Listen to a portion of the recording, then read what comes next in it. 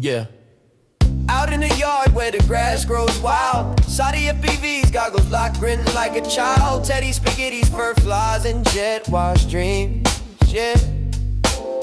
Chasing small whoops like a dog possessed fiend. Eyes on a neon blur, hard in the chase. Big fuzz and prop spin all tangled in place, yeah. Four-legged rebel with a rotor stir tail in the circus of the sky. They never fail. CiottiFPV, Teddy spaghetti, dynamic duo kings, barking at the breeze, throttling at top speed, they zooming through hoops, flipping in style. That schnauzer's got throttle and a toothy smile. Yeah, yeah, yeah. Sighties on sticks, Teddy's on paws, side by side legends breaking all the laws. Through the kitchen over couch scale terrain, backyard mayhem in their flight domain. No ground too sacred, no loop too tight.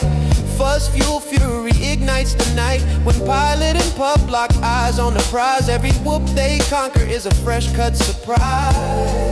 Yeah, yo, Saudi behind the sticks, Teddy's leading the pack. Prop guard missiles unleashed, never looking back. No leash, no map, just freestyle mic. They on the dog drone streets every day and night. Said whoops, hitting low, gotta nail the dive. Teddy push throttle up, feel the beast come alive. I see the neon arc, got the sticks locked in, Teddy. Yeah, let's rip this loop, ride the roar of the wind, Teddy. Yep, yeah. CiottiFPV, Teddy spaghetti, diamond and duo kings, barking at the breeze, throttling at top speed, zooming through hoops, flipping in style. That schnauzer's got throttle and a toothy smile. Teddy spaghetti, barking at the breeze, throttling at top speed, things zooming through hoops, flipping in style. That schnauzer's got throttle and a toothy smile. Yeah, when you hear that bar cut the rotor hum, you know Ciotti and Teddy's mission's just begun. FPV's fur-faced legends, legends singing loud. Yeah, Teddy spaghetti and CiottiFPV always proud. Yeah.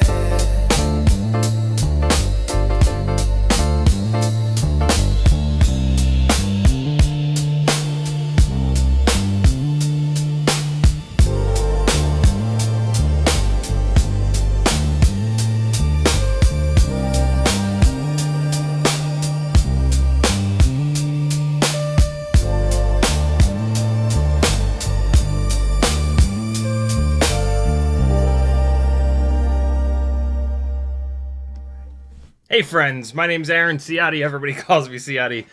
And my god, do I love that AI generated intro song that FizzPV did. I'm not, as you can probably guess, I'm not at all about replacing art made by human artists with AI, but in this case, you know, this is just too goddamn good. It's a song about flying and the dog, and that's just outrageous.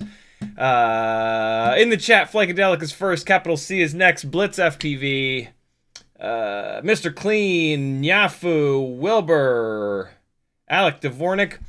YouTube is doing something weird, and it's showing not your guys' chosen names. You're like, I don't know. It's YouTube is a mess, as always. Frank Nicholas, Wilbur, Andrew Taylor, P Money, Brad Mondin. Some of your names I know, your chosen names, rather than these, like, the root of your YouTube names. Very weird. FPV, Mupshot, Uriel, Fly 70, or just Fly 0, I guess. Whoop Fox, FizPV, Stefan FPV. I think I got you all. It's hard to tell because the names are all weird. Is there something that I can? No, there's nothing I can do. Community moderation, participants, send feedback. Yeah, here's my feedback. Stop fucking with stuff, YouTube. Every time you screw with something, you make it worse. Stop it. Fix the fact that your chat randomly scrolls to the bottom and screws me all up. How about that? Fix the things that are actually broken, you donkey raping shit eaters. Haven't heard that one in a while, have you? What am I doing here? Hey! Tonight we're going to talk about the ultimate freestyle TinyWhoop. What I deem to be the ultimate freestyle TinyWhoop. And, you know, if I say it, it must be true. Am I right? No? Nah. It's this! I'll spoil the surprise. It's Mobula6 with some stuff. Start with the Mobula6 and then fly it until it breaks, and then change a couple things. And we're going to talk about what you change. But the Mobula6 2024 is pretty damn good. Like, shockingly good out of the box. It doesn't fly quite as good as some of the Beta FPV Air 65s, but the flight controller doesn't stop working after like 30 batteries, and that's pretty important. So yeah, and it doesn't go full rainbow when you crash, and there's all kinds of things that you know, Happy Model really seems to value making stuff that works, you know, in like their list of priorities. Durability and just stuff generally working seems to be pretty high, and that's incredibly important. And they've really nailed it. Their previous AIO, the 2G4, is just outrageously durable. And then the Mobula6 2024, they lightened it up a little bit with this Super X AIO, and it's probably not as durable. The UFL port is definitely not as durable. I've never ripped a UFL port off of a 2G4. I have ripped a UFL port off of one of these Mobula6 2024 AIOs. You know, in general with TinyWhoop AIOs, you shouldn't be pulling your antenna off a lot because the UFLs coming off is like a known issue. And so when you get a TinyWhoop AIO, you should try to put your antenna of choice that you want. Maybe one of these fancy little ORT micro Vs in the very specific 46mm length with a little bit of extra shrink wrap here to protect it from my Etsy store. You should get one of those and put it on and leave it. Even better, E6000 the UFL down so it doesn't come unplugged. And yeah, just leave it and fly it. And then, like, if you absolutely have to, take it off. But UFLs popping off on TinyWhoop boards, like I said, is like kind of a known thing. And so one of the easiest ways to deal with that is just to not change your antenna all the time. Buy a good one. They're 10, 15 bucks, and away you go. On this guy, I've got one of the really cool, brand new red ORT micro Vs that I have, again, over on the Etsy store, CiottiFPV.com. If you like these live streams and you would like to see them continue, I need you to help me out. I need to be able to feed these ravenous children and keep the lights on in here and keep the Wi-Fi going and all that nonsense. Patreon is the best way you can support me for as little as $3 a month. That's only 10 cents a day. I have to have saved you more than $3 a month. This live stream has to be worth more than $3 a month to you. And so it's a bargain. I used to be in sales. Support me and I'll support you. I'll help you build good stuff. I'll help you not waste money on stuff that catches on fire. Lots of benefits to joining the Patreon. There's all kinds of tech articles on the Patreon itself. There's a big old Excel spreadsheet, Google Doc spreadsheet with TinyWhoop weight, motor height, so that your propellers aren't going to hit the duct supports. loads of motor testing so that you can figure out which motor is going to be the best for you. All kinds of good stuff. Cool?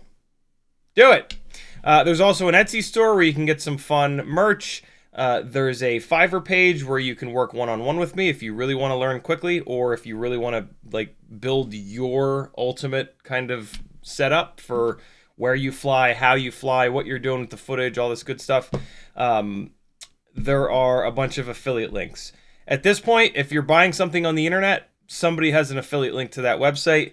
Hit that affiliate link before you check out and help that person out, and we'll keep making stuff that you can, watch for free.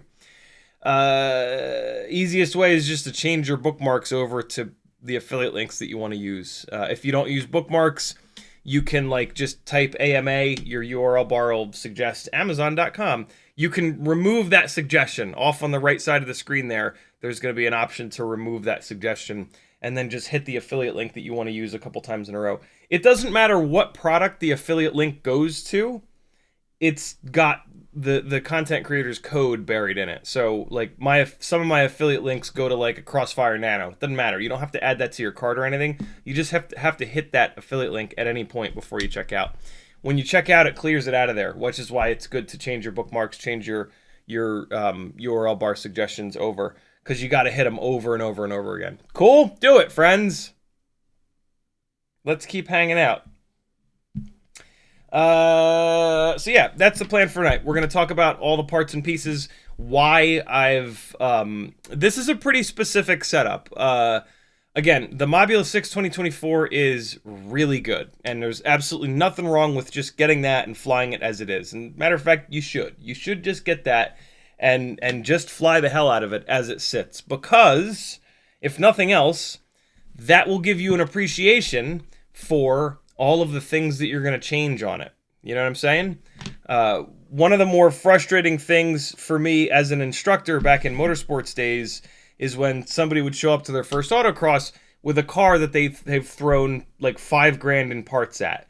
And so now it's got some weird set of coilovers with God knows what adjustments on them, random spring rates that worked for some stranger on the internet.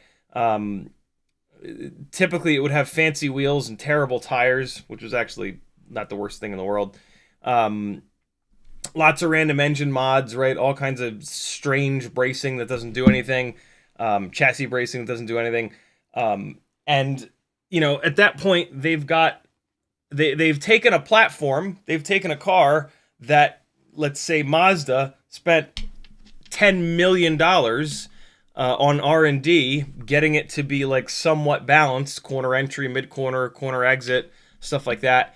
And they've just bitch slapped it with parts, and now it's it's going to do God knows what. But the other issue with that is that they don't know if any of those parts helped or hurt. And that's one of the reasons why, when you buy a bind and fly, you got to at least bind it and fly it a little bit. Just put it up in the air out of the box.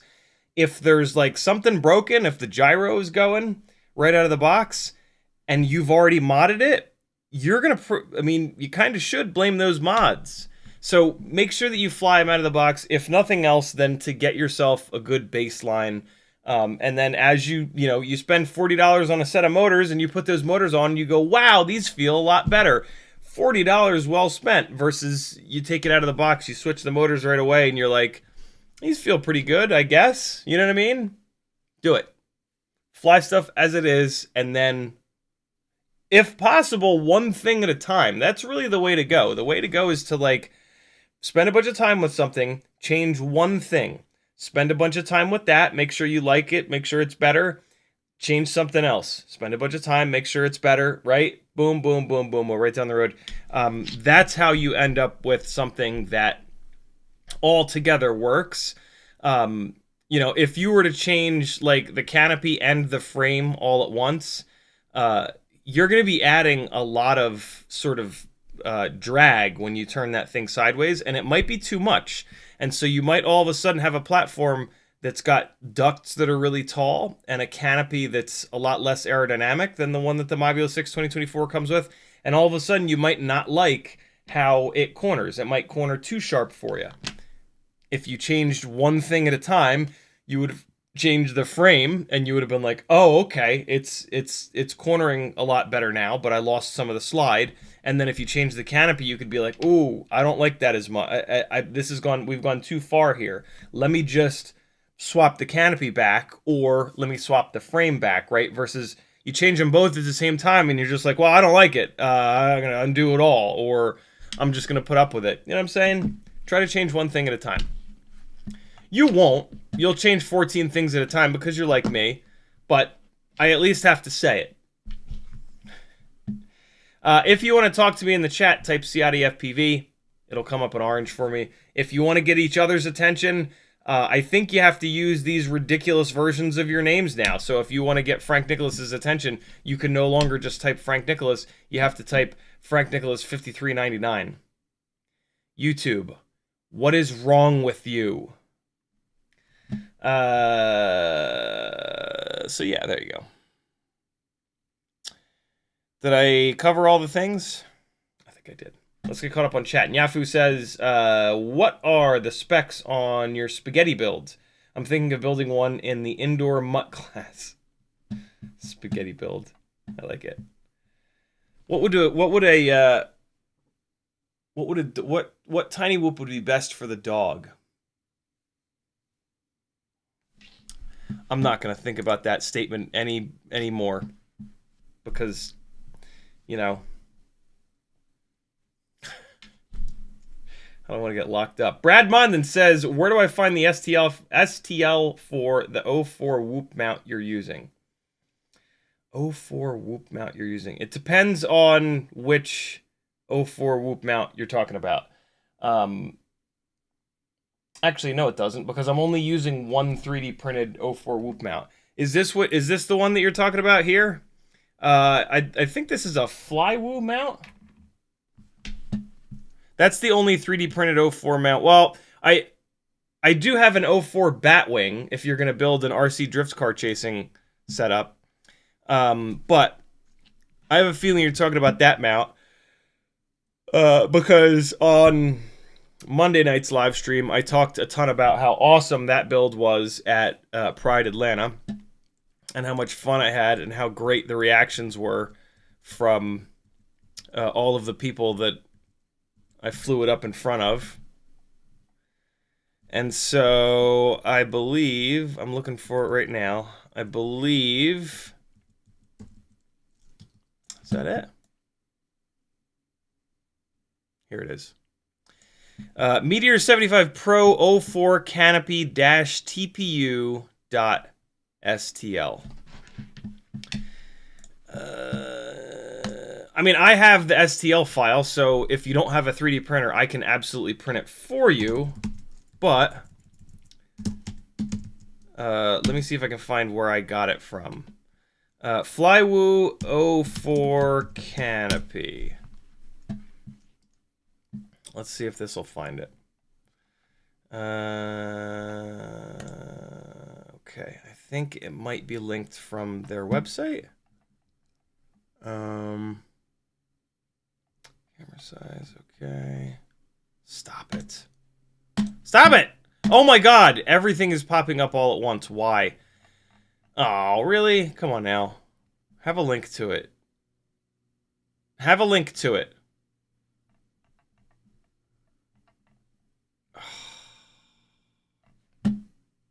Let me add STL into this search.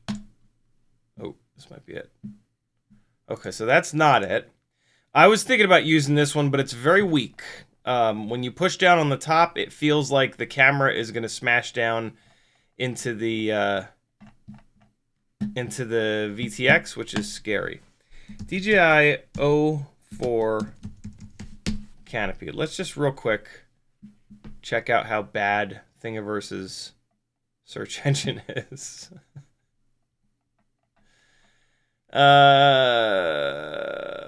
Farts. Okay, this ain't gonna find it. We're gonna be better off with Google. Hold on. Hold on. that 2 months ago? That could be it. That could be it. Ooh, Yegi does a good job. Ooh, let's try Maker World. All right, let's see. That's pretty close. That's the other FlyWoo canopy. All right. This canopy is like kind of okay, but I like this other one better. I think that this canopy is going to be really hard on the camera itself, so I don't necessarily recommend it. Oh, that's interesting. I keep thinking that I can just grab it and rotate it. That's interesting. A little boxy. It should have 45 degrees, not just boxed sides. That's a little lazy there. Shit sticks. Where the hell is it?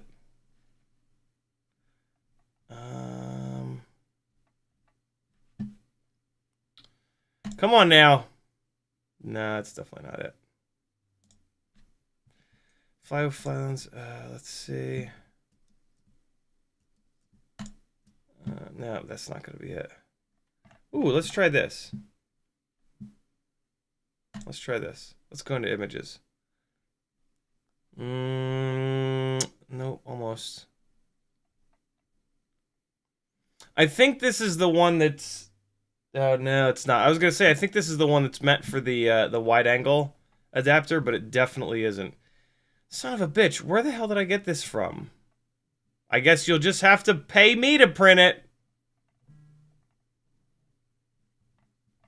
Where on earth? Let me continue to try to find the FlyWoo link. Well, so let's just do this. Let's just go to FlyWoo.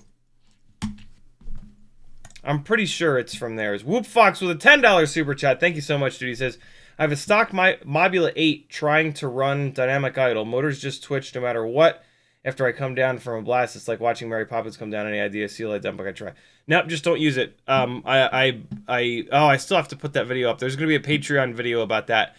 Sometimes on some boards it just doesn't work, and if you have to work that hard to get it to work, then it's not gonna work. Just don't use it.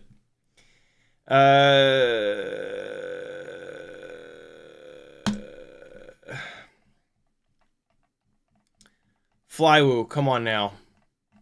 Where's the link to print the effing canopies? I know that I got it from their website. Has helped me. Obi-Wan, you're my only hope. Oh, for canopy? What if I search for that? What just happened? Come on now. Oh, you giant turds!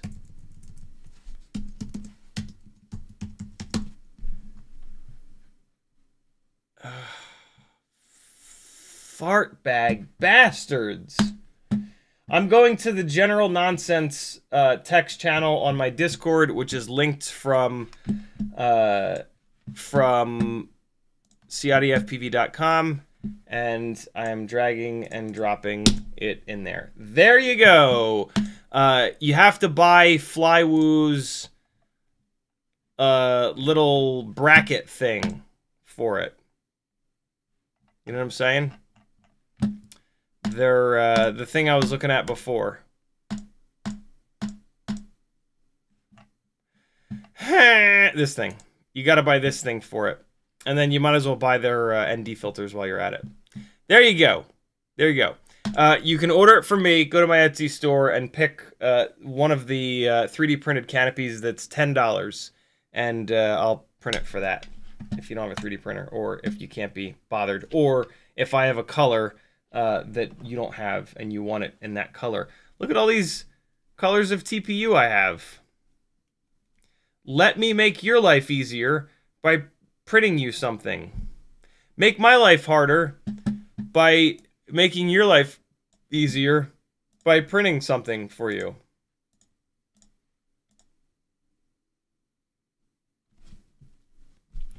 I like turtles.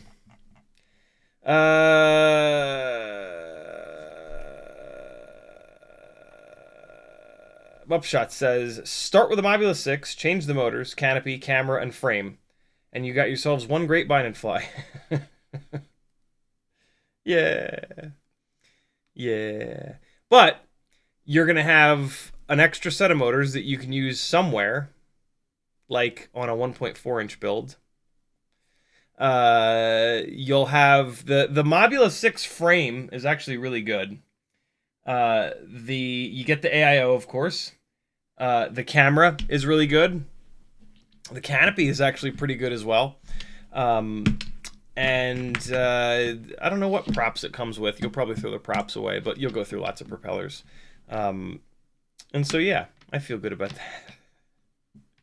The motors that a Mobula 6 2024 come with will be awesome on a 1.4-inch build that eventually you'll get too curious about and do, because it'll cost you a frame and a set of propellers, and so that's pretty cool. So yeah, not to mention that, like, I don't know where you would even find the Super X. What's the Mobula 6 2024 cost nowadays? Mob 6 2024. 150? Yeah, that's about right. Boy, what happened to things being... What happened to all TinyWhoops being like $110, $120? What is this? Are they really selling an old school Mobula 6? That's insane. $140. Well, that's actually kind of cool, because that's the ELRS one, so this is a 2G4. That's a way to go. Wow, I had no idea that anybody was still selling these. What motors does this come with? Ugh, gross. 802 19,000. So these are kind of worthless motors. If they had a 1.5mm motor shaft, they'd be kind of nice. But yeah, like, this is too much money for a 2G4. Because that's really... well, no. The canopy is good, but it's... I don't know what camera it's going to come with. Yeah, no. The Mobula 6 2024 is the way to go. The AIO is lighter weight. If you want an absolute basher, get the 2G4 from Weebleed. This is... $150 is too much for basically an AIO, a canopy, and a camera. These motors are worthless. Unless you want to do that underground Whoop Championship thing. But again, these are still 1mm motor shaft motors, which sucks. An 802 motor is heavy, and it should be a 1.5mm motor shaft. You can get 802s with 1.5mm motor shaft, so you might as well. Does that make sense? So yeah, there you go. Good comment, though. You're not wrong. What is this nonsense? Oh, there we go. Jake FPV says, I've always had issues with the Super X ELRS, and it's really shitty VTX. They all have video noise and die prematurely. Much prefer the Air 4-in-1 for durability. Wow. Jake, you might be the only person on Earth that has ever used durability and Air in the same statement without saying that the durability is absolutely abysmal. I've had two Super X's running for hundreds and hundreds and hundreds of batteries, and they've been totally fine. Yes, they have a little bit of video noise. All of the lightweight AIOs seem to struggle with video noise. It makes sense. One of the ways that they're going to make these things lighter weight is to cut them down smaller, and that gives them less real estate to put capacitors. And capacitors do... One of the big things that capacitors do is eat video noise. And so, yeah. If you want the ultimate indoor TinyWhoop, indoor freestyle TinyWhoop that's absolutely as durable as possible and has the cleanest possible video, you want to build it based on what we were just looking at, a 2G4 AIO. But I've had good enough luck with these Mobula 6 2024s that I think it's actually a better bet, especially because the AIO is cut down a little bit, so you can use it on the on the Meteor 65 Pro frame if you want to play around with a 1.4-inch prop build. Can't do that with a 2G4. Also, it's lighter weight, which does make it fly better. And so, yeah, I think it's pretty fair to the previous Ultimate Freestyle TinyWhoop was based around the 2G4. But you can't really get a bind and fly that makes sense with a 2G4 in it, with motors that you have any interest in kind of using. The 2024 is going to come with 0702 motors with perfectly good bells on them. And so if you do one of these motor swaps, you've got 4 bells from the motors that you can then swap onto the higher KV stators. We're going to talk, well, you know what? Let's just fucking dive into it. I'll let chat chill for a little bit. So, Mobula6 2024. I don't think this is actually the version 1, which has direct soldered motors, which is maddening. I don't think you can get the version 1 anymore. I think they only sell it as a version 2 with motor plugs, which is a good thing. It comes with the Mobula6 2024 frame, which is really good. It's not the best frame, but it's really good. It's super durable, and it absolutely works. Super X AIO, which I've had decent enough luck with. It's going to come with a whip antenna. You might as well upgrade the antenna because it just does matter. My favorite antenna at the moment is the ORT Micro V. I now have them in 3 different colors, 5 different colors: black, white, yellow, red, blue. I have them made in a very specific length, 46 millimeters, with a little bit of extra shrink wrap here. It just makes the antenna fit perfectly in both the Mobula6 2024 stock canopy and the old school Mobula6 canopy. The camera nowadays that you're going to get is either going to be the FX17B or the Runcam Nano 7. They're the same camera. I tested them both in the second big camera test that I did, and they look absolutely identical. So nothing wrong with that camera.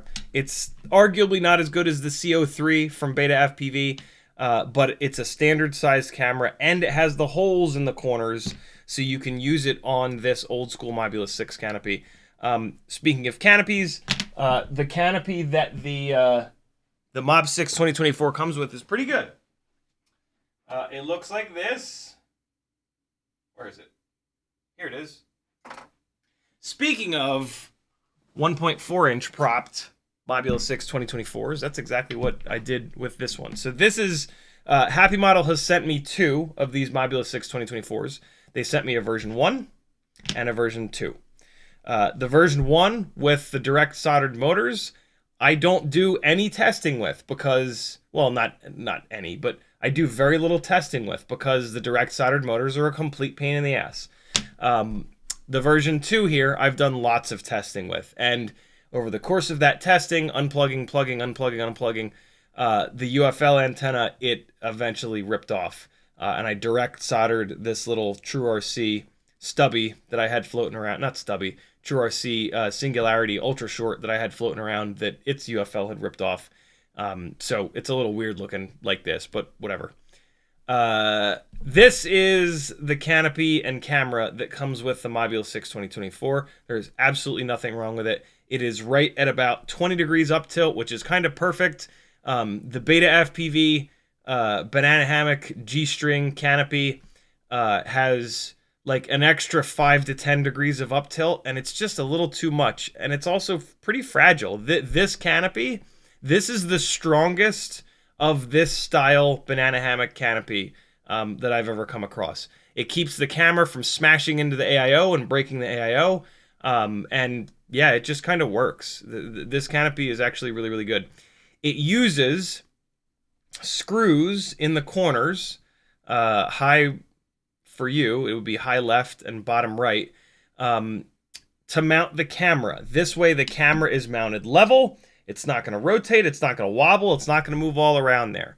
The old school Mobula6 canopy, that's even stronger than this one, but it is a little bit heavier, also uses that same setup of screws to mount the camera. It's one of the things that I really like about these canopies. There's no bullshit where like you have to get you have to manually rotate the camera so that it's perfectly flat and then tighten some screw down or push it into TPU or any of that nonsense. You screw the camera down and it's perfectly lined up. It's not going to twist. It's not going to rotate. It's not going to do anything like that. One of the things that can just absolutely demolish your ability to shoot gaps accurately is if your camera is pointed like this, or it's sitting like this, or like this. It just completely kills your ability to get used to that rig and track a straight line for a small gap from across the room through an analog camera that kind of looks like shit, right? So that is super, super, super important, and it's a big part of the reason that the Ultimate Freestyle TinyWhoop has been Mobula6 based for a long-ass time, and it feels like it always will, because everybody else screws up on their canopy design in like a really serious way. It's incredibly frustrating. Like, just make a canopy that's durable, somewhat lightweight, and holds the effing camera level. Like, why is that so much to ask? How is that so much to ask?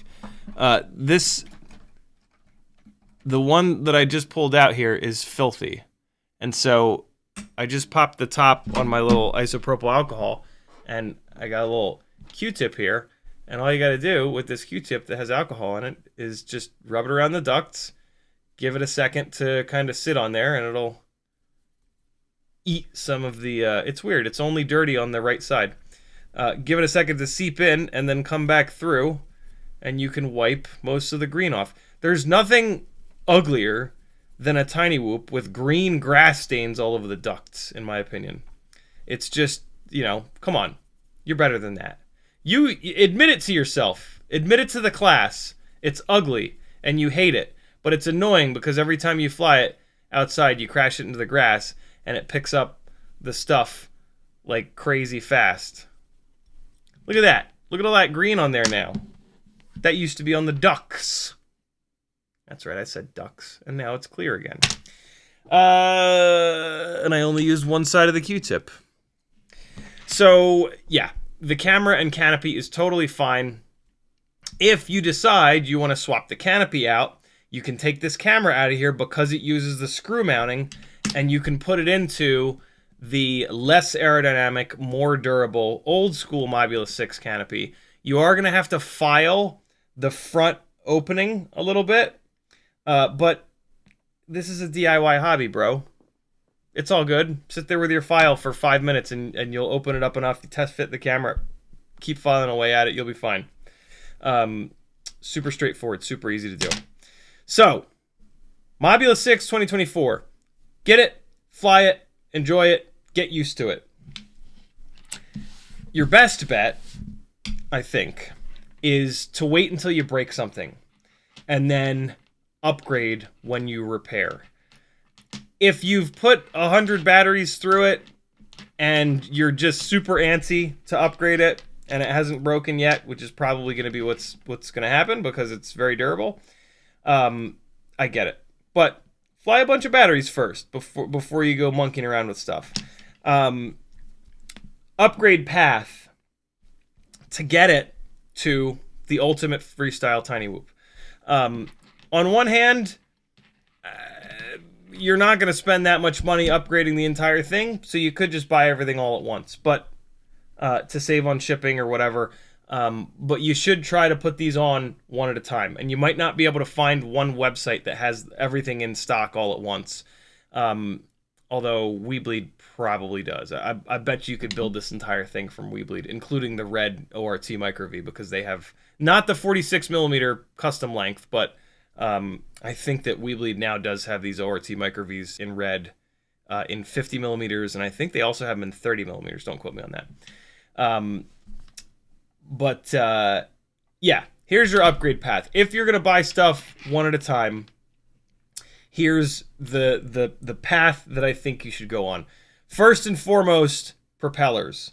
HQ, well, if you're gonna keep the motors the same, get yourself a set of the HQ ultralight 31mm propellers. What they actually are is 1.2 by 1.1 pitch by 3 tri-blades.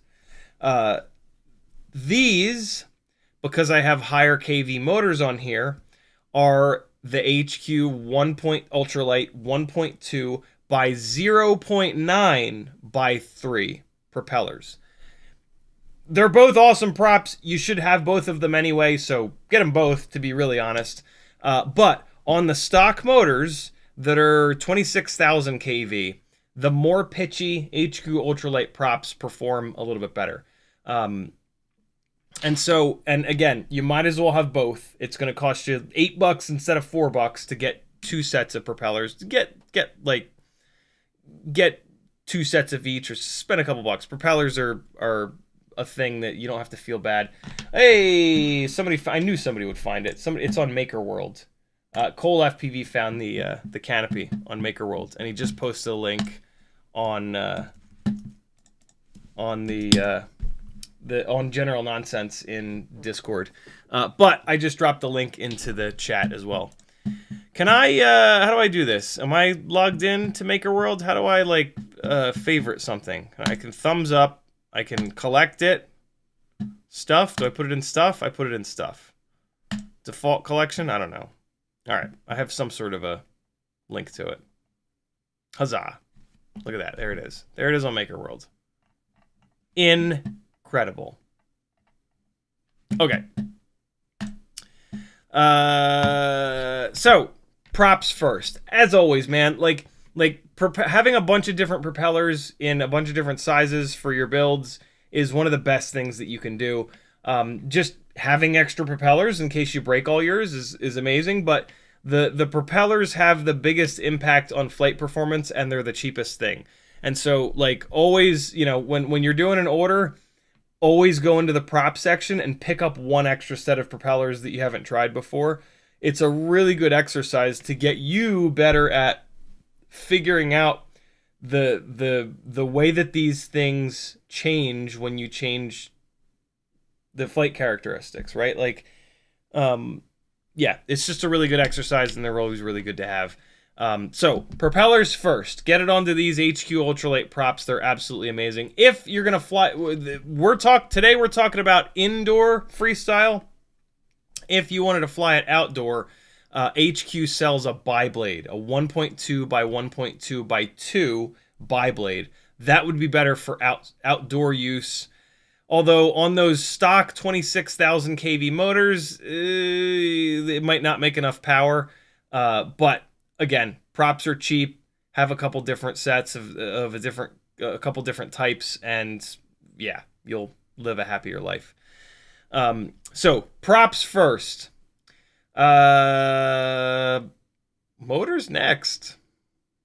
It's expensive, but motors are the next part of the upgrade path that you should do. And there's not one specific set of motors. This particular rig is on WeBleed 0702 40,000 kV motors. 40,000 kV is a lot, and it makes it hard to fly. Yes, you can motor limit it down, but you sacrifice efficiency when you do that. Kinda doesn't matter because TinyWhoop batteries are cheap. You charge them right next to your desk. You plug them in real quick. It's kind of no big deal. So on one hand, just get, 12 batteries instead of 6. Speaking of batteries, it's going to come with an A30 connector, a BT 2.0 connector, and those are the types of batteries that you want. The Beta FPV Lava 300s are awesome. The Tattoo 300s seem to be pretty good. The WeBleed 300s are really good. For the most part, as long as it's a folded cell BT 2.0 300 mAh battery, it's going to perform very, very similar. Butterfly FPV actually just tested the Lava batteries versus the Tattoo batteries, and the Lava batteries did do a little bit better. I'm still not convinced that all of these batteries are not made in the exact same place, and it's just totally random chance whether you get a pack of batteries that is 2% better. I've run everyone's batteries, and I've never really noticed much of a difference other than that the WeBleed batteries last longer. I get more cycles out of them before the performance falls off a cliff and they're borderline unflyable. And so I usually just get the WeBleed batteries. But if you're ordering a bunch of shit from a website and they have the Tattoo, just get a pack of those. Get a bunch of the batteries. It's really nice to have a whole ton of them. if you mistreat them and you discharge them down to like 3.1 volts per cell, you're going to hurt them, and you're going to want to have a lot of them so you can swap them out as they start performing like ass. I set my low voltage alarm to start flashing a warning at 3.4 volts, and that basically, so it'll trigger the warning when I go full throttle, and then I'll essentially wait until the battery at a hover is like 3.5 volts, and that's usually, or maybe a little bit less than that, and that's when I'll come in. When I unplug the battery from the quad, the voltage will bounce back up to 3.8. You could absolutely argue that that's a battery that's not totally discharged yet, and you're not wrong, but I no longer have to put my batteries into storage mode, to storage voltage, and so that saves me time. And also, doing that has made my batteries last way longer. Like, I've gotten over a year out of some of these Weebleed 300 mAh batteries, and you guys know I fly a lot, right? You literally watch me. Comparing that to a brand new fresh battery, there was a difference, but it was not like night and day. Like, if I weren't paying attention, I would not have noticed that difference. And that's a big deal. So if you want your batteries to last a long time, for me, like, I don't care as much about the batteries lasting a long time. It's just that it's so easy to swap them, right? Like, I land it in front of me, I pick it up, I unplug, I yank the one out, I push the other one in, I plug it back in, and I'm back. Like, there's like, running them down lower, it doesn't really accomplish anything. Just buy an extra pack of the batteries, and then, like, running them down lower hurts them. We know this. And so don't hurt them, and just change them more often, and then they'll last a lot longer. You know what I'm saying? That's just me. That's how I do it. So motors next. 0702s. End of story. Like, don't do 802s, don't do 603s. Like, 702 is the right size motor. Like I said, I'm using the Weebleed 0702 40,000s on this one. I also absolutely love the Weebleed 0702 32,500s. I almost like those 32,000s better, but these 40,000s just have like a little bit of extra power that's really, really, really nice sometimes. And so for me, it's the 40,000s. I've flown a lot. I'm a half decent pilot, and I can handle these motors. A lot of you won't be able to. 40,000 kV will be too much power for a lot of you, and that's okay. You can work up to that. The 32,500s are probably the perfect motor for the majority of you.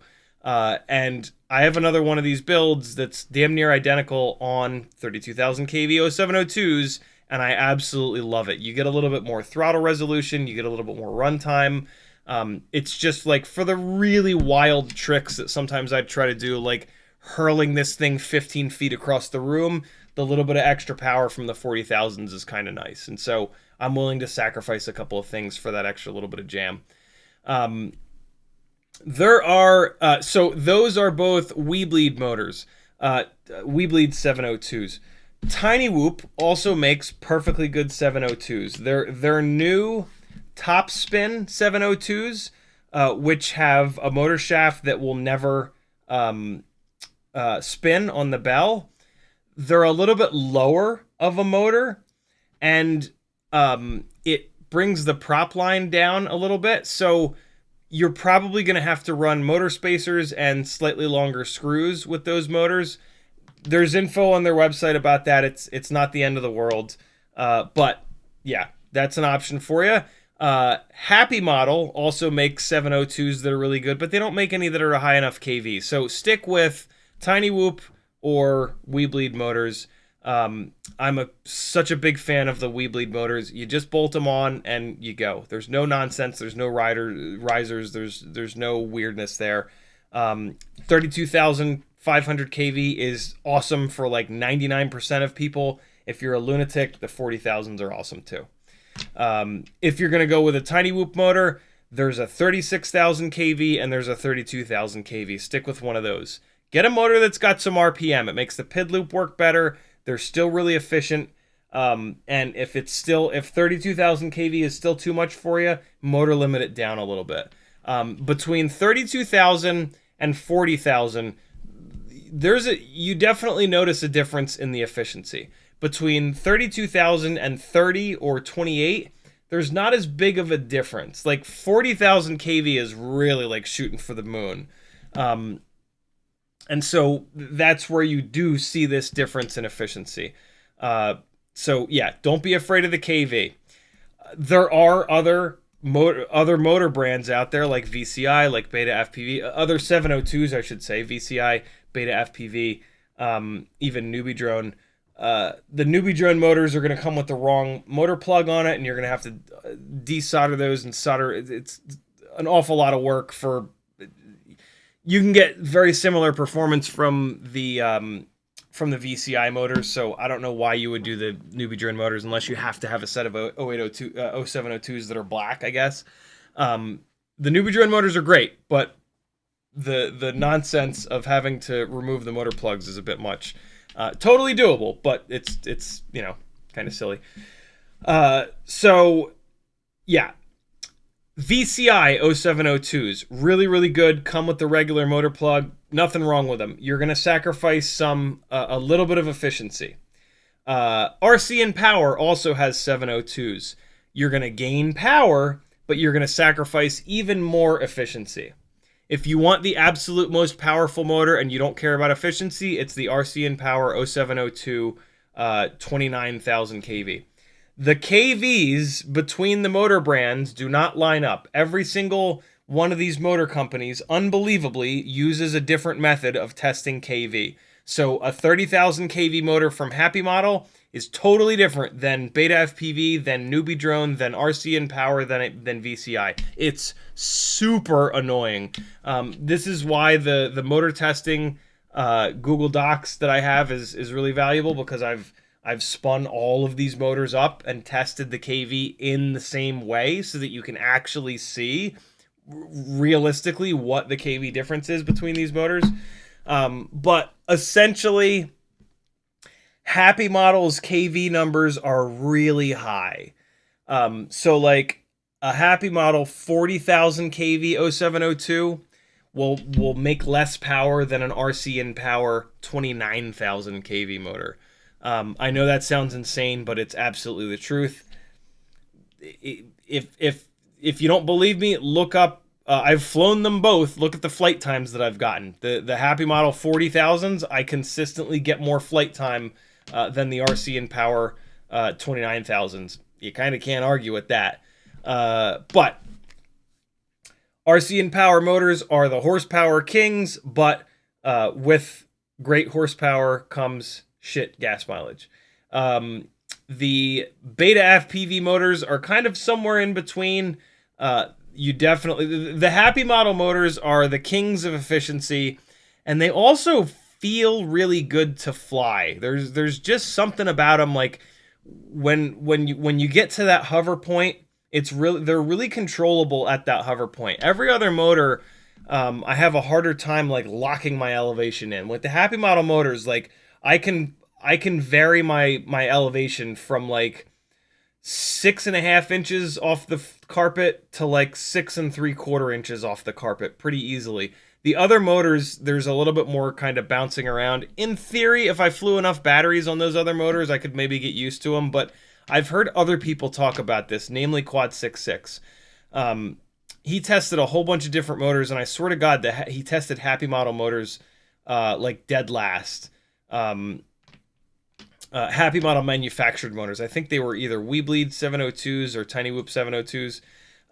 But yeah, and he lovingly nicknamed them Trash Magic because they kind of sound like trash in the air. That they have metal bushings instead of bearings, and so they make a little bit more noise when you're flying them, but they just fly better. Like most people that have tested a bunch of different motor brands for freestyle, once they hit the Weebleed or TinyWhoop or Happy Model motors, they're like, oh, okay, yeah, this is what I want. Not everybody, but a lot of people. More people than settle on the other motors, I'll say that. So yeah, your motor selection is going to be pretty kind of personal for you. For me, it's the Weebleed 0702 32,500s or 40,000s. But motors are fun, and they're not that much money, and so, you know, have at it. Buy a couple different sets of motors, see which ones you love best. I think it's the happy models, though. And I've tested... I don't know if there are any motors that I haven't tested at this point, other than maybe like the brand new VCIs that just came out. I've tested probably on the order of 40 plus different TinyWhoop motors, and every single time I come back to the happy models, it's just like, yeah, these are better. These are just, they're more flyable inside the house. So propellers first, then motors. Next, frame. The Mobula6 2024 frame is really durable, and it's really good, but the ducts sit up too high. And so the tips of the propellers sit too low in the duct, and a lot of times when you hit something and the duct flexes like this, the tip of the propeller sneaks... I can't even do it on this Cockroach V3 frame. There we go.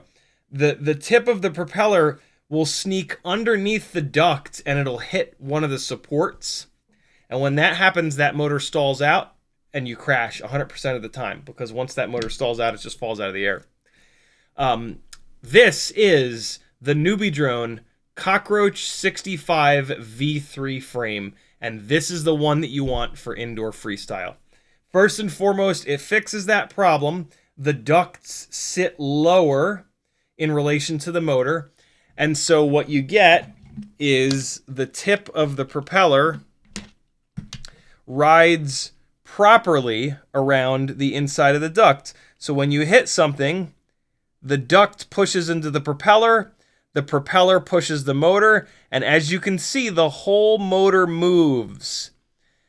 Because of the whole motor moving like this, it's also really durable, because this entire system absorbs all of the energy here. So it doesn't dump all of the energy into the motor shaft like what you get on carbon fiber frames, which you always want to stay away from. But it also prevents the tip of the propeller blade from snagging on this support down here. So a lot of times when you crash into something, the blade of the propeller just bounces right off, and it just keeps going. And you get this moment where you go, and you just like, you hear it. You literally hear it just bump into something, and it just bounces right off, and you keep flying. And it's really noticeable. Like, it took me a long time to kind of realize that, but once I realized it and did a little bit of testing with it, like, it really matters. You bounce off of stuff way more often on the V3 frame. The other thing that's genius about the Cockroach, well, a small thing, is that they have these little hooks on the back, and these hooks are what a couple of us, I didn't really do any of the design, I gave a bunch of feedback, but made the Batwing mount that you can buy on my Etsy store. The Batwing mount is a way of putting your camera all the way up front in between the front ducts so that you have no duct in view, but also so that I can't turn, I have to hold this upside down because there's motor screws in it. I don't want them to fall out, but so keep that in mind. But yeah, the Batwing mount, which you can buy over on my Etsy store, linked at CiottiFPV.com, allows you to put your camera all the way up front. I actually just added a bunch of new stuff to the Etsy store, so go check it out. One of the things that I added last night was the Runcam Nano 3 version of the Batwing mount. And so yeah, you can put your camera all the way up front for no ducts in view. Even more important, in my opinion, than no ducts in view, is that when you fly it with the Batwing mount and your nose down, because that's how you fly, the camera is the lowest point. And so you can really scrape the ground with this camera, and it actually helps you judge so when I started to run the Batwing mount at chasing the RC drift cars, I went from like hitting the carpet all the time with a regular camera mount because it was harder to judge the distance between the camera and the carpet, to like barely ever hitting the floor. And then I started to cheat it and try to fly even lower to the ground, and I started hitting the floor again. But there's absolutely a difference having the camera on these hooks if you're building like a cinematic-ish little TinyWhoop. And so the Cockroach V3 frame has these hooks. No other frame has these hooks to be able to run the Batwing mount. So that's another really cool little bonus of this Cockroach 65 V3 frame.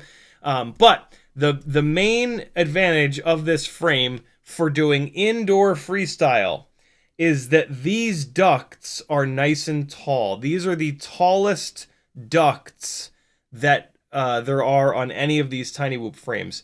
And so they're the least aerodynamic, which is exactly what you want for flying around inside the house, where all of these gaps you're trying to shoot are obnoxiously small. And so by these ducts being taller here, when you're flying and you go to corner around the coffee table and you've got a gap that's like 2 feet that you got to try to turn this in and not have it slide out and hit the couch, this frame literally helps that. I did a live stream testing this, and the difference is really noticeable. And so this Cockroach 65 V3 frame is the slowest and the most controllable, which is what you want inside the house, because inside the house you want to fly small. Like, is it fun to hurl it across the entire room? Sure. But like, you can only do that so many times. It's even more fun to like power loop a 4 foot wide bookshelf, or your 2 foot wide coffee table. You know, like the little stuff, the little areas in your house are going to be what you can like maximize and actually fly hard too. Maybe even like, you know, 3-dimensionally off the throttle, right? Inverted, that kind of stuff. With a frame like this, with the frames that have the thinner ducts, it makes your life so much more difficult. Flying inside the house is unreasonably difficult. Sure, you guys see me do power loops and fucking Matty flips and all kinds of wild shit around this basement. I've flown probably tens of thousands of batteries to get to this point. Not many of you are going to be able to do that, and that's okay. Build something that's going to make your life easier and is going to let you have more fun in the process. That's what this is about. That's what this specific build is really about. How do you build something that's going to make flying indoor freestyle more fun and easier? Easier is more fun because you can do more stuff and you crash less. You know what I mean? So, propellers, motors, frame. I think in that order. Next up is going to be the canopy. This is the old school Mobula6 canopy. It's just called Mobula6 canopy. No space between Mobula and 6. M-O-B-U-L-A 6. No spaces. You can get this frame from a bunch of different places. Maybe buy a few of them, because this frame's been around for 5 or 6 years. At some point, they might stop selling it. It's super durable, so if you buy like 4 of them, you'll never get through them. But don't just buy 1, buy 2, at least. This frame is the most durable that I've ever seen. It connects all 4 points of the frame, so it actually stiffens up the frame a good amount, which is really nice. This canopy was originally designed for the Runcam Nano 3 camera, which is what I have in this one, but mainly because the Runcam Nano 3 is outrageously lightweight. And so when you combine this super lightweight camera with this heavy-ish canopy, it evens out. And you've got a setup that's stupidly durable, and the camera is okay. It's not as good as a CO3. It has a little bit less field of view, so it's kind of zoomed in a little bit. I find that helps me shoot gaps better because it's zoomed in, and so I can see the gap from a little bit farther away and start lining it up. Some people don't like the field of view of this camera. if you fly like 30 batteries in a row in this camera, you'll be used to it and you won't even notice it. It's fine. It totally works. It's really durable. It's super lightweight. It's perfect for this canopy. It's what this canopy was designed for. The FX17B camera that the Mobula6 20 or the Runcam Nano 7 that the Mobula6 2024 is going to come with will work in this canopy. You're just going to have to spend 5 minutes with a file, and you're just going to need to widen the slot in this canopy because those cameras have a big lens on them like this, and it doesn't quite fit in this little front part because this canopy was meant for this tiny little Runcam Nano 3. But like I said, it's super easy. You just need to file the left and right sides down a little bit and test fit the camera, and you'll sit there. You'll get it. That is a little bit of a heavier setup. The big lens is heavy. And so you've got a heavy canopy and then you've got a heavy camera. This Runcam Nano 3 is available. You can get these on GetFPV. I'm going to have a bunch of these for sale on my Etsy store. It's a camera that you can get a hold of if you want to maximize sort of like the lightweightness of the setup. I prefer that. I prefer a camera that has a little bit less field of view and is not quite as crisp for a setup that's lightweight, because this camera is good enough. The Runcam Nano 3 is good enough. Analog looks like shit no matter what, so like whatever, right? So yeah, that's the canopy. The other thing that's cool about this canopy is that it is less aerodynamic. Look how much you can see through this canopy, right? Lots of airflow sideways when you go to turn. So this canopy is going to want to keep sliding sideways. This canopy, you can't see through the damn thing. So when you turn, just like with the ducts, it's going to turn. So this setup here, this is the least aerodynamic setup here, which is what is going to fly the best inside the house, where you want this thing to be like a scalpel. When you yaw, you want it to yaw with you. You don't want this, typically you don't want a super slidey setup inside the house. It becomes too hard to fly. So yeah, that's the other really cool thing about this canopy. This frame and this canopy are laser accurate. It's really fun, and it really will keep you from crashing constantly. You'll still crash constantly, but at least your gear setup is helping you, not hurting you. And then probably last would be the antenna, because the whip antenna that it comes with is going to be totally fine.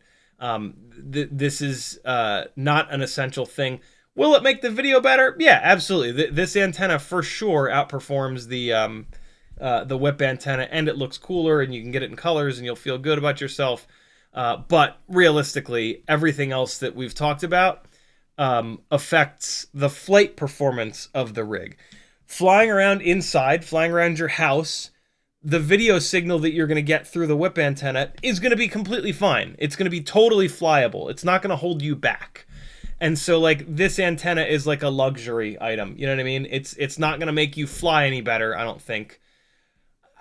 I guess it depends. If you live in a castle that has stone walls, yeah, okay, do the antenna earlier on in the build cycle. But most of you, well, look, fly it, get the Mobula6 2024, fly it around your house, and if the video signal goes to hell in parts of your house and you're crashing because you can't see where you're going, get the antenna first. From my Etsy store, linked on CiottiFPV.com. That's it, my friends. That is the best flying, most durable, kind of like, custom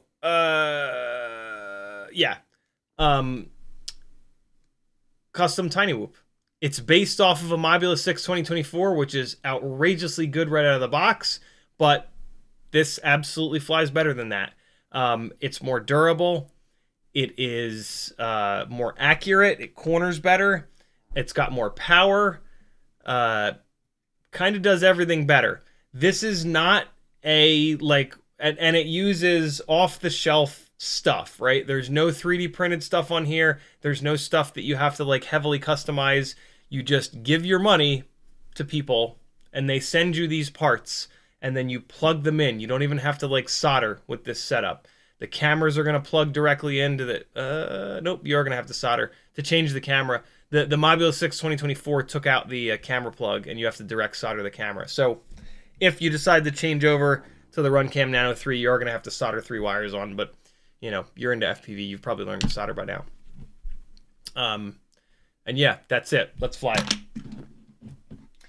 I'm going to fly some old-ass batteries. I specifically didn't charge up any of the fresh batteries because I want to give you the worst possible run times with this thing. What does it weigh? Someone in the chat asks. I forget. So again, yours is going to weigh a little bit more than this one because this is the version 1 with the direct soldered motors. So I think add like 0.2 of a gram, maybe 0.3 of a gram to this. But mine... And you could direct solder the motors. Don't, but you could. Mine is 17.5 grams. So you'll probably be up at like 17.7, 17.8. You're sub 18 though. Sub 18 grams is where you want to be for these indoor TinyWhoops. Can you go completely insane and build something that's 16 point something grams? Sure. It's going to affect durability. And I find durability to be... Man, it's like, it's a shame because like durability doesn't sell quads, right? Runtime sells quads, power sells quads, but like durability is what gives you a good flight experience. And so I wish that more companies would spend more time focusing on durability, but I get why they don't. You know, they got to make money. There's not a ton of money in FPV.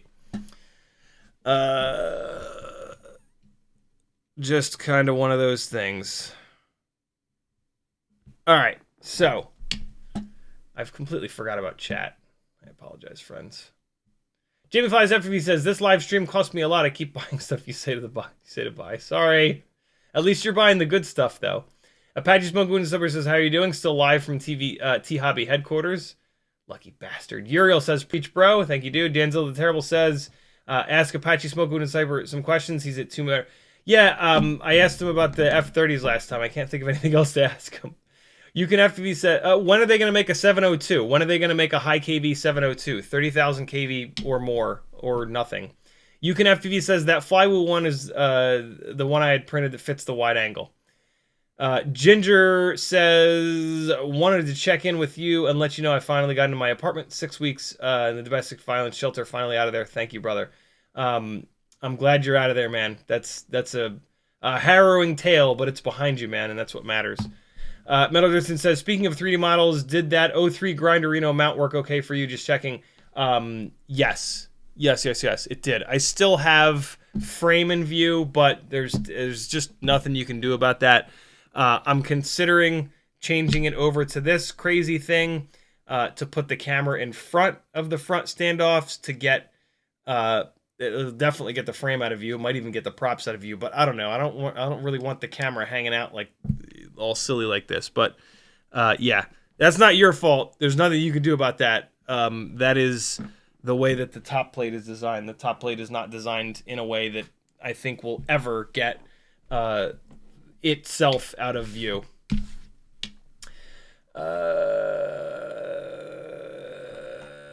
Denzel, thank you again, Whoop Fox, for the very generous super chat. Denzel the Terrible says, you said you have STL, just Google the file name with extension and quotes. I've tried that before, and I've not had good luck trying to find... I should have tried it in this case. Let's try it real quick. I had this STL file that I could not find for the life of me a while ago, and I did exactly this, and I still couldn't find it. Yeah, see, it doesn't match any documents. Let's put .stl on there. Yeah, see? For whatever reason. But we eventually found it. You can FPV says, the one with the yellow frame and green canopy is the one I printed, works with stock Meteor 7504 hardware. Okay. Yep. I remember what we were looking at. He also says that old Mobula6 is what I started with, but they are 26,000 kV. Comes with an Ant Nano. Oh shit, that's right. They're shipping it with the Ant Nano now. Well, they were shipping it with the Ant Nano for a little bit. My guess is going to be that they're shipping it with the new camera. It's hard to tell though. Mutterson says that OG Mobula6 is a pretty cheap way to get a spare frame, camera, AIO, and a set of motors for your UDL 75mm whoop. Nyafu says, what's the lightest 65mm you have? How much does it weigh, and what are your tips to decrease weight? Oh, shit balls. Decreasing weight is a slippery slope. The biggest way to decrease weight is to run an AIO that's lighter weight, like the Super X. And this is a big part of the reason that the Mobula6 2024 is the base of this build rather than the 2G4. You guys know how much I love the 2G4. But this AIO is lighter, and it works in the 1.4 inch frame, which is pretty fun. And so, yeah, reducing weight is tough because you almost always sacrifice durability for it. And so for me, like 0702s weigh what they weigh. So you're not going to save weight on the motors. The AIO, the air AIOs are even lighter, but they're not durable at all. And so I can't recommend those. The canopy is somewhere that you can save weight. But if you want something that's not aerodynamic like this, it's this. Like, this is the canopy. And so, yeah, the canopy is definitely a spot where you can save weight. The camera as well. If you run like a really lightweight canopy with like a 3D a TPU canopy with this Runcam Nano 3, you can save a bunch of weight. The frame is another spot where you can save weight. The Newbie Drone Light AF frame is definitely lighter, but the ducts are a lot less tall, so it's going to be more slidey. And so, you know, like, ask yourself, why do I want to save weight? Am I saving weight because my power to weight ratio is not good enough? Don't save weight for that. Just put more put higher kV motors on. Am I saving weight because I want more durability? Don't do that. Buy parts that are more durable. You're going to get a build that's more durable by using the more durable stuff rather than trying to make it lighter weight, because the lighter weight stuff is a lot less durable. Does that make sense? Do you want it lighter weight because it's too slippery and too slidey inside the house? This frame and this canopy, even though they're not the lightest weight options, are going to have more of an effect on that, right? And so, like, the whole saving weight thing, it's like, well, why am I even doing it then? If there's other ways to, if it's efficiency, sure. If you want longer run times, shaving weight is absolutely the right approach. Other than that, though, everything else, saving weight doesn't have as much of an effect as doing something else, getting higher kV motors, getting this particular frame and this canopy that are less aerodynamic. Makes sense. So yeah, there's, myself included, there's always this like, oh, it's got to be as light as possible. It's got to be as light as possible. And like, it does. You don't want a TinyWhoop that's like 18.5 or 19 grams dry. That's too heavy. But you can build something like this that's mid-17s that has tons of power, tons of durability, tons of scalpel-like accuracy without like having to, you know, your focus on lightweight is the AIO. This Super X AIO is very lightweight. These props are very lightweight. This camera is very lightweight. You're not ignoring lightweight, but you're not buying or doing things that are super extreme that negatively affect the other parts of the build. Cool. Great question. Apache Smoke says, not perfect for every quad, just give it a try. I don't know why I read that. He didn't tag me. Uriel says, like whipping your booth. Classic Uriel comment. Denzel the Terrible says, yes, CiottiFPV, when you going to test the new Weebleed camera? Yeah, Weebleed just came out with a new camera. I'm excited to check that out. Next time I do an order with them, I'll throw it on there. Malik Xenon says, I've been rocking the VCI DB. I think DB is for dual bearing. 23,000 kV motors on my 65mm. Love them. Very cool. I tried a set of the VCI motors, and I have not had good luck with bearing motors. The bearings are nowhere near as durable as the solid metal bushings in these. And then the VCI motors, compared to these Happy models, they didn't have the efficiency. The power was great, but the ratio of like power to efficiency wasn't quite as good as these Happy models. These Weebleed, these TinyWhoop motors, they make really good power, and then they're also really efficient, and they just feel really, really good. The way that they fly. There's been speculation by people, by like some of the hardcore racers, that it has to do with the way that the stator is wound. You can wind the stator WYE or delta, and the VCI motors are wound delta, I believe it is, and then the Happy model motors are wound WYE.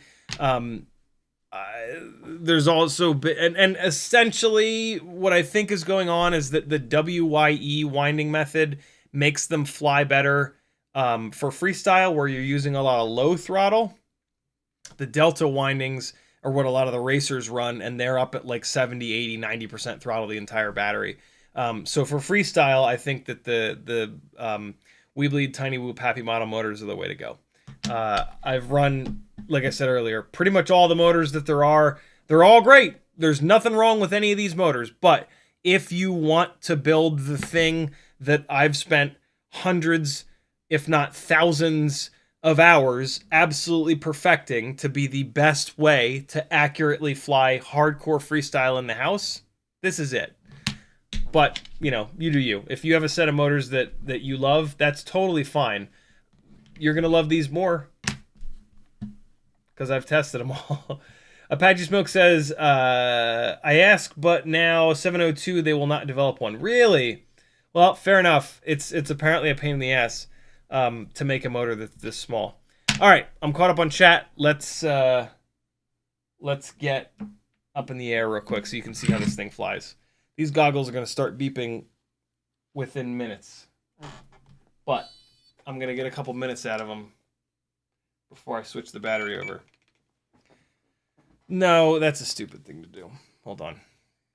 Switch the battery out now.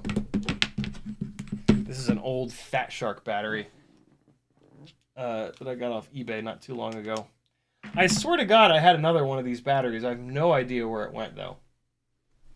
Which is maddening. I love these batteries. They've got a USB port on them, so you can just charge them from your computer. It's really, really nice. Although now that I've realized I can charge these other goggle batteries that I use from the Vifly Toothster, that's pretty cool too. That's pretty effing cool too. Yeah, I use these Tattoo batteries. Tattoo 2S 2500 that's got a barrel plug on it, so you can plug it directly in.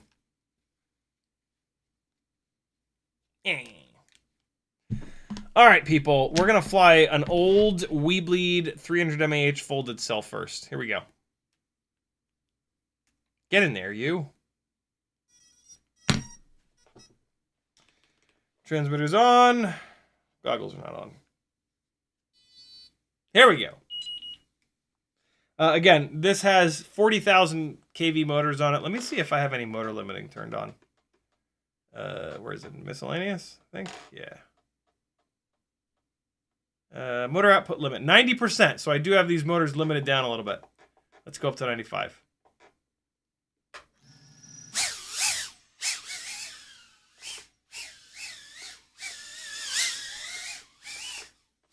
Whoa, that was weird.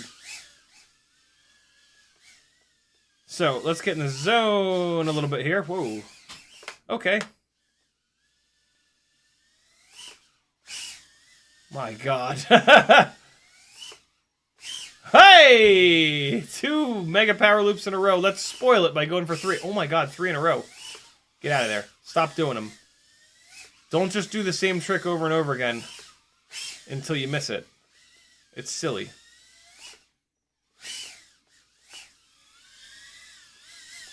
I can't believe the dog hasn't come running down the stairs yet. Where is he?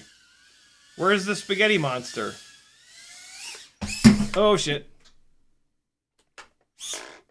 That was a hell of a run until I tried to power loop the entire desk. Ah! Oh, let me get... Speaking of the dog, let's go upstairs and get him. I'm sure he's just up here somewhere. Oh my god! Come on. Where are you at, small dog?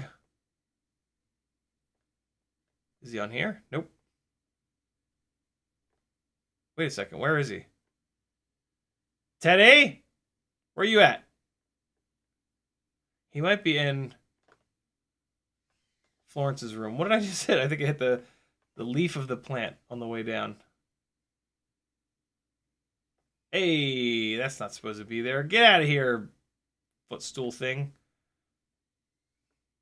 Ah, I just barely caught the edge.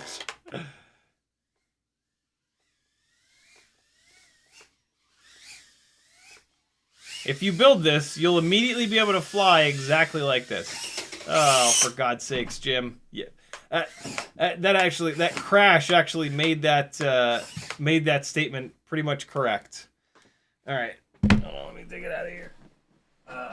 You will not be able to fly like this immediately. It will take you many batteries to get to this point.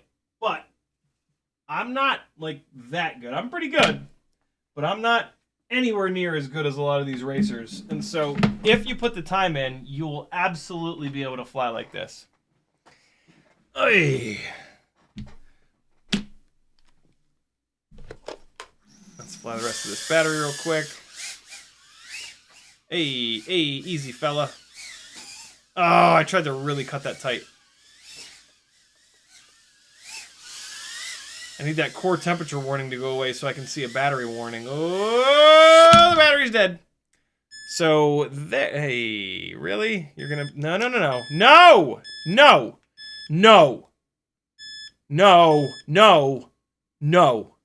Stop beeping.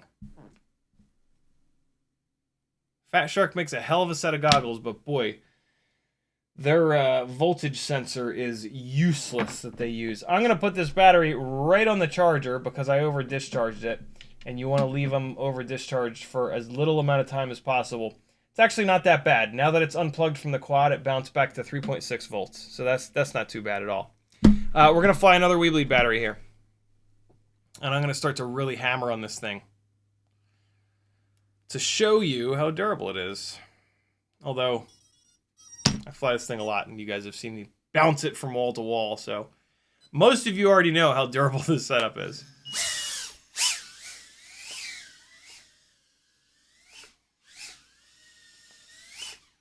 Oh! Hey! Oh!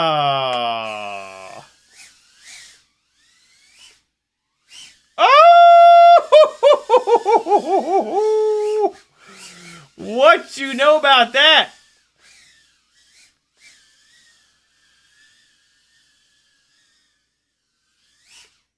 Oh god!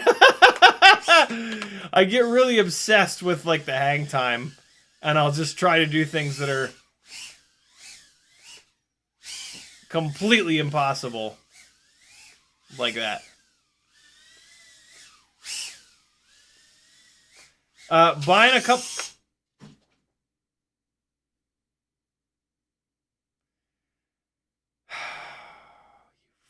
Fuck. Now's when you should start beeping, Goggles. Yes, beep now so that I can smash you into 1,000 little bits. In a man frustration moment of insanity. Alright, hold on. I'm going to grab another battery, and then I'm going to go rescue the goddamn quad that had to go fall behind the one place that's totally unrecoverable. At the same time... The clock! been selected by the claw. Oh, claw. Is there a better movie ever than Toy Story 1? Even Toy Story 2. Just fucking perfection. And think about how long ago Toy Story 1 came out. If you remember when Toy Story 1 came out, hopefully you remember being like, oh my god, how does it look this good? Absolute magic. Alright, here we go. I think I have this, I think from when I was flying this outside, I might have the VTX turned way up. Hold on, which would explain why the core temperature is getting a little hot.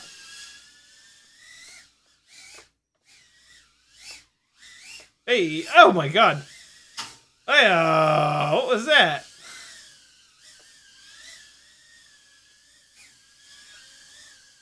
This will get this thing chilled out. I did leave it back behind there for a long time.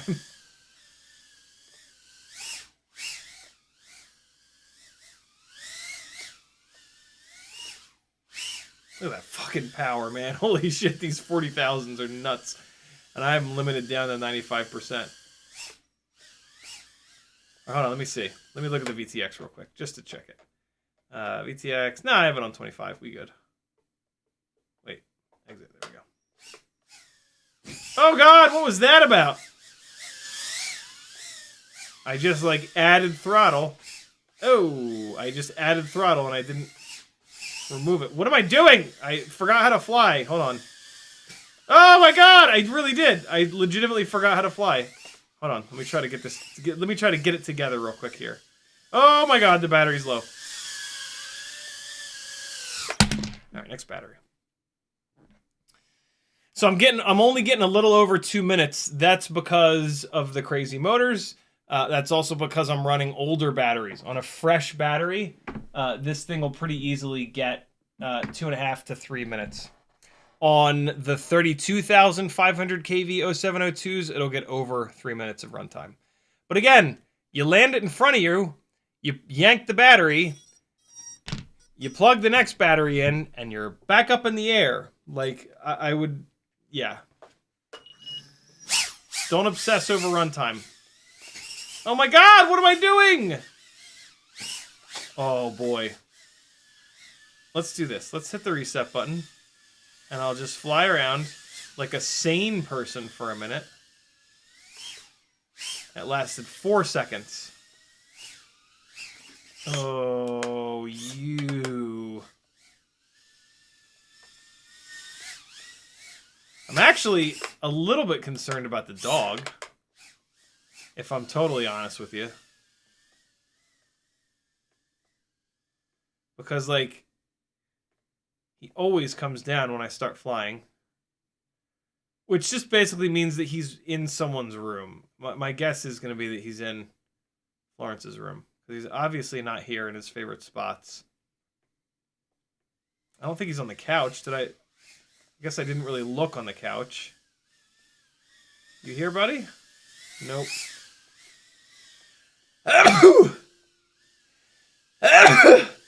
I'm a little concerned that he's outside. Somebody let him outside and didn't let him back in. But he'll usually bark, so he's probably in Florence's room. He'll get pissed and start freaking out, and then she'll have to let him out of there, and then I'll come down at some point tonight, probably.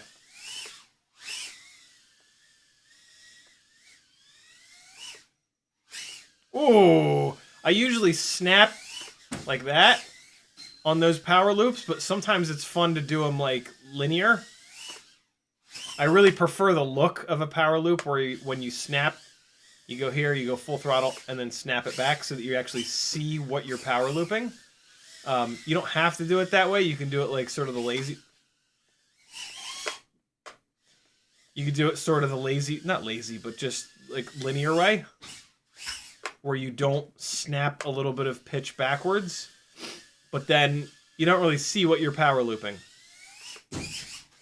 I can't even do it that way. I'm so used to doing it the other way. I just happened to get a lucky one. You can rewind and check it out if you really care.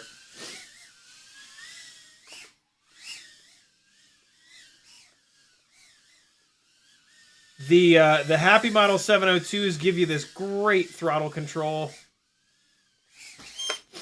They are down at like 30 to 40% throttle where you spend most of your time. They're like nice and soft. And so, like, they're not touchy, so you're not going to be like flying like this all over the place. You're not going to be like bouncing up and down all over, which is important when you want to start shooting the obnoxiously small gaps. Oh no! See, this is why the never disarm shit is absolute and utter nonsense. Because if I disarm there instead of being a stubborn idiot, hey, I got out anyway. Well, it wouldn't have been that hard to get out.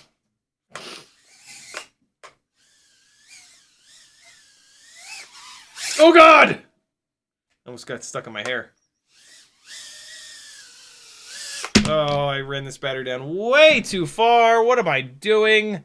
Well, there you go. If you run the battery down the way that most people do, you can easily get 3 minutes. Now, 300 mAh lava battery next, and then we're actually going to fly two 260 mAh batteries, which is kind of fun because they're significantly lighter weight, and that's one of the ways that you can fly a lighter weight rig, is to sacrifice a little bit of runtime, buy more batteries, get the little 260s. The only problem with doing that is you sacrifice a little bit of power. The 260 mAh batteries, speaking of power, this battery feels great. The 260 mAh batteries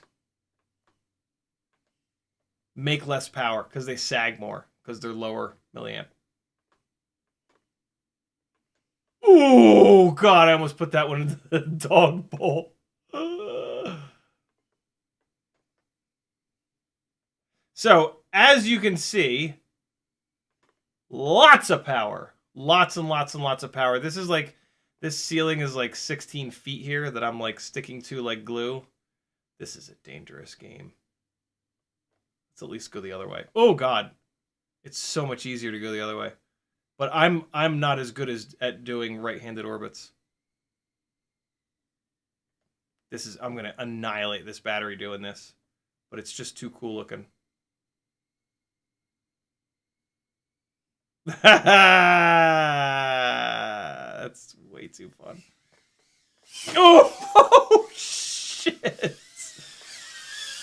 Oh, God, no! I can get my hair cut next week, so I might as well get this stuck in it one last time. Oh, God, what have I done? Tangled up in the sim rig. Hold on, let me try to do the Matty flip through this. Yeah. Not a full Matty flip. I should have gone back through it, but you get the picture. Oh, didn't quite have it lined up right. Oh, God. No, no, no. Yeah. Ah, there we go. There's the full desk power loop right to the landing. I used a lot of full throttle on that battery, so the minute and 50-second runtime is kind of to be expected. Here we go with a couple of 260 batteries. Two 260 mAh batteries.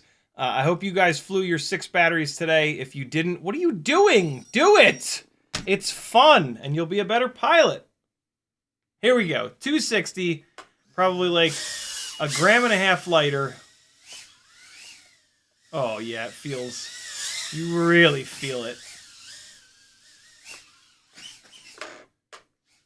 If you fall in love with these 260s, understand that if you also use throttle expo, you're going to have to change your throttle expo between the 260s and the 300s. So I'm going to have a little bit of trouble right now because everything is set up for the 300 mAh batteries on this rig. And so like my throttle expo feels like hell right now. But I'll fly around it.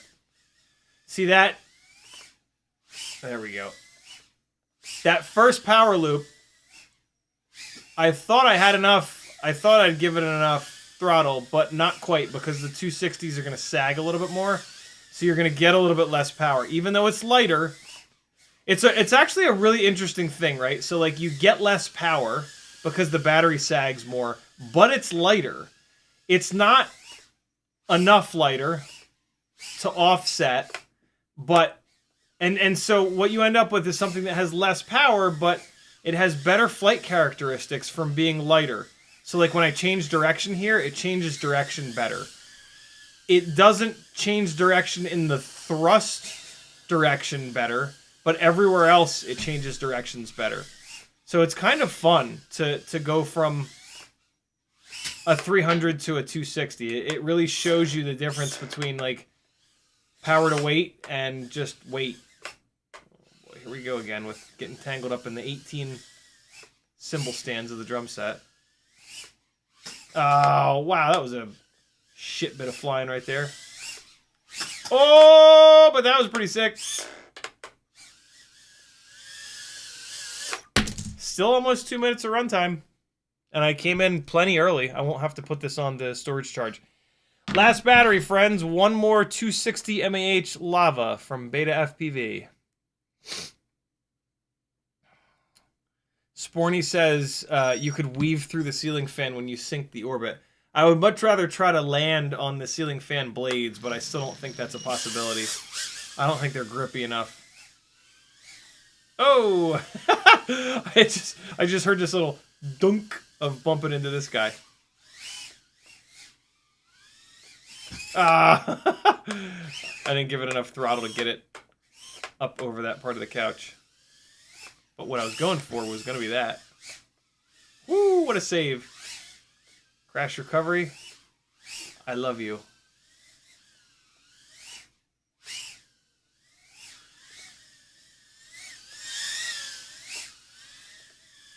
Oh, no! What? What? What the fuck? Let go! Stop it! The ultimate freestyle TinyWhoop, my friends. It's the best mix of all the things. You can build them more durable, mainly with a 2G4. You can build them lighter. But this is the best mix, in my opinion. So that was a pretty decent one. Followed by the most failed crash ever. Oh!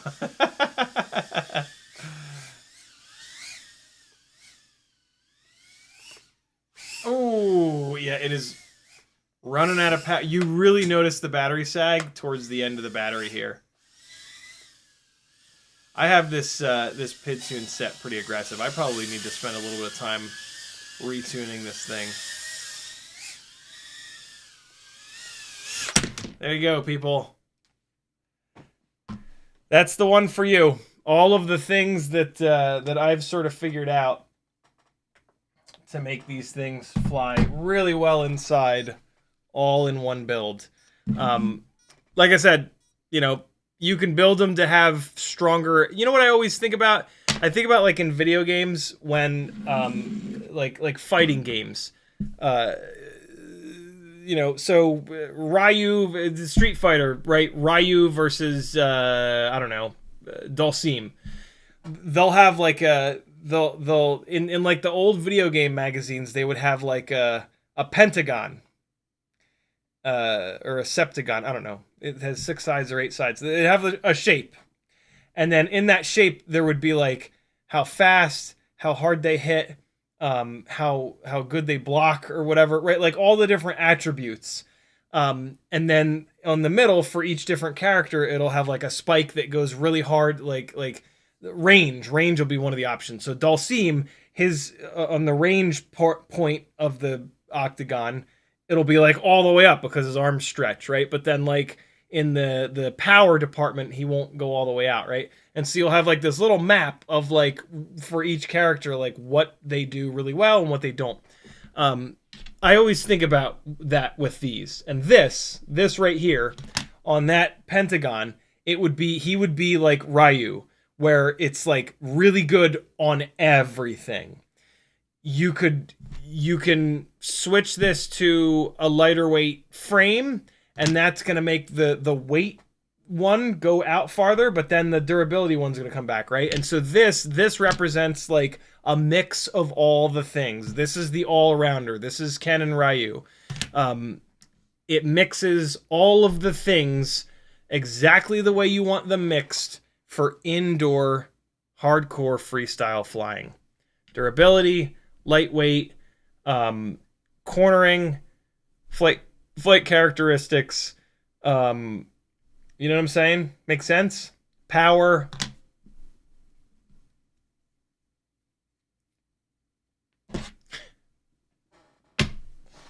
In the chat, Islander FPV says, "I wonder if you could charge those goggle batteries with USB while in use." You can. Yep, you can. Absolutely. Did I miss anybody? Whoop Fox says, "Fix my Mobula 8, turn dynamic idle off, and fix the tune. Had the sliders just maxed out every which way." Yeah, it's super annoying that there's certain AIOs that don't like the dynamic idle, because the dynamic idle is pretty awesome. But then you put the regular idle on, and they fly totally fine. Sporny says you could weave through the ceiling. Oh no, we got that. Sporny also says put some double-sided tape under the thing to try. I've always thought about that, but that's cheating. Islander FPV says, because then I could just slap it down on the blade and it'll stick. You know, the point for me, the old ceiling fan, I was able to eventually get it. This new one doesn't go slow enough. But the whole point is that you got to land it so perfectly that it doesn't slide off. Islander says, coat the fan blades in grip. Get them to sponsor it and sink the orbit per sticky blades. Euro says, divine like me. There it is. FizzPV put it on general nonsense. This is it. This is exactly what I'm talking about. So this could be like Dalsim, where like this is range right here, right? So he's like almost maxed out on range. But like this could be like durability, like he's kind of fragile because he's all skinny, right?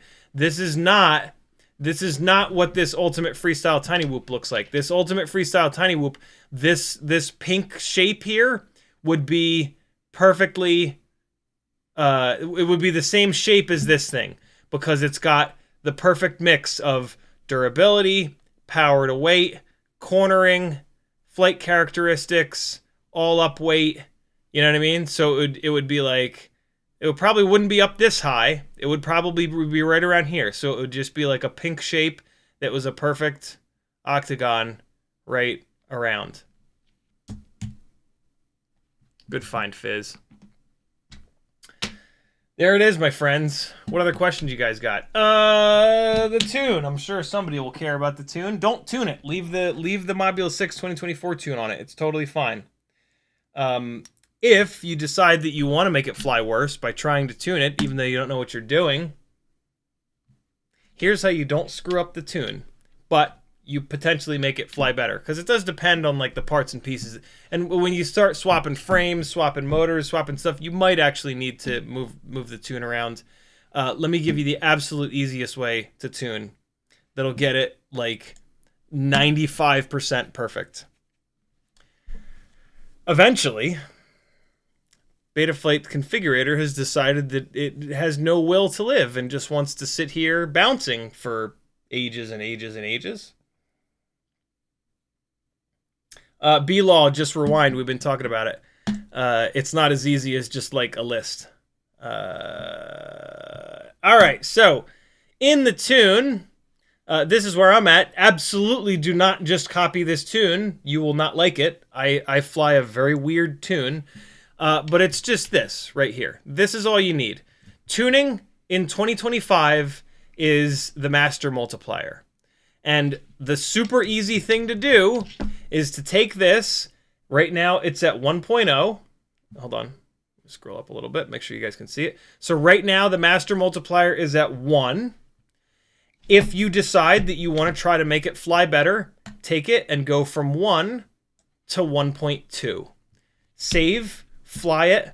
If it doesn't act weird, if it doesn't fly away all on its own, take this and go to 1.4. Fly it, make sure it doesn't do anything weird, go to 1.6. Eventually, it'll start doing weird shit. It'll try to fly away on its own. It'll make funny noises. If that happens when you move it up here to 1.6, watch this. Ready? This is groundbreaking. And now your tune is like 90 to 95% perfect.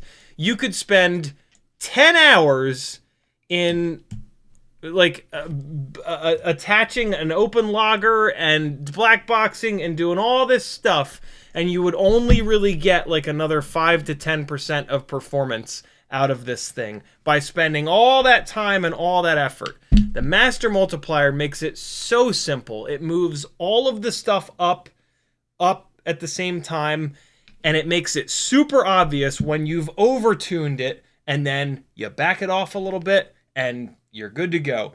If at some point you start beating it up and the propellers are a wreck and the motors are a wreck, and it starts to act the way that it did when you'd move that tune all the way up, you can either fix the mechanical system, the props and the motors typically, or you can come back in here and take that master multiplier and move it down from 1.4 to 1.2.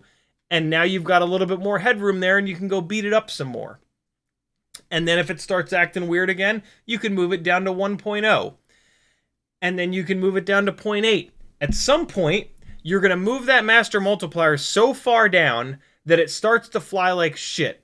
And at that point, you have to fix the mechanical system. You have to put new props on it. You have to put new motors on it. You have to replace the frame because you've been E6000ing it back together.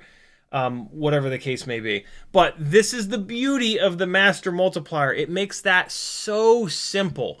The farther down you push that, the worse the flight characteristics are going to get.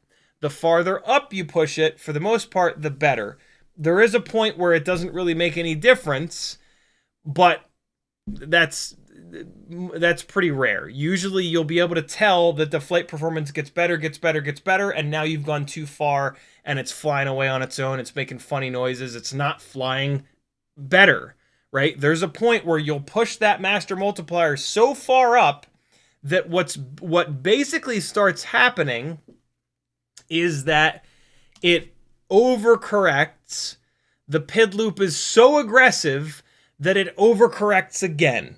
And again, and again, and again. And so that's where that like trilling, like kind of noise comes from. It is literally going, that is what you're hearing. You're hearing it at like 150 hertz or 200 hertz. So it takes like a tone on, but that's what's happening. Like you give it full throttle and then you chop the throttle. And when you chop the throttle, the PIDs are so aggressive that it just moves a little bit, but then it like overreacts because you've pushed the PIDs so far, you've made them so aggressive that it's like real nervous. And even just the inconsistency of you pulling the throttle down makes it move a little bit, and then it freaks out a little bit more. And you'll feel that. You'll be flying it around, you'll jump off the throttle and it'll like do something weird.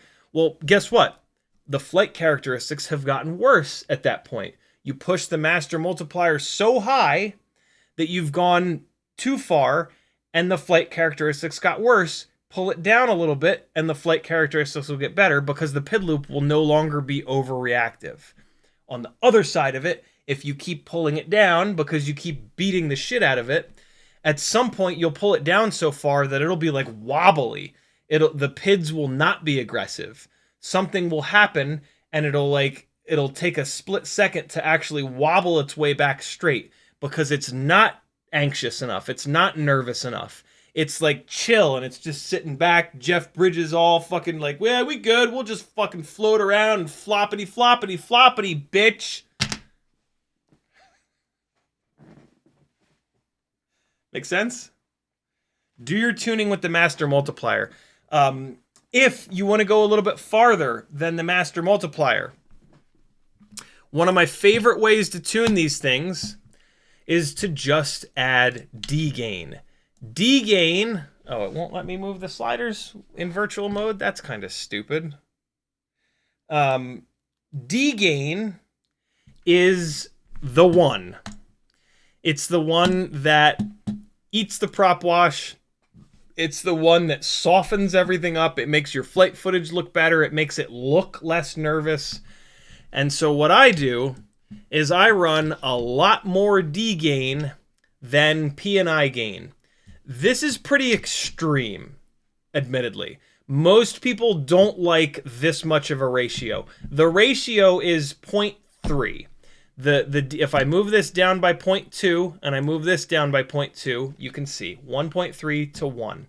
If you've used the master multiplier and you're happy with it, this is your next step. Start messing around with adding more D gain and leaving the P and I gain alone. The master multiplier moves everything up all at once. Look at all these numbers, right? These sliders affect these numbers. This slider here only affects the D's. This slider here affects the P and the I's, but the master multiplier affects everything. That's why it's so easy to use.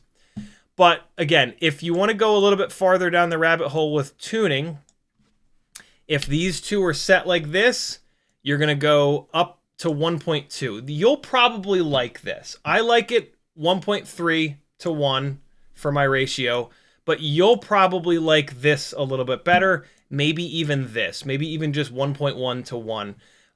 You're getting a little bit more D gain. That's what eats the prop wash. That's what makes the flight footage look good.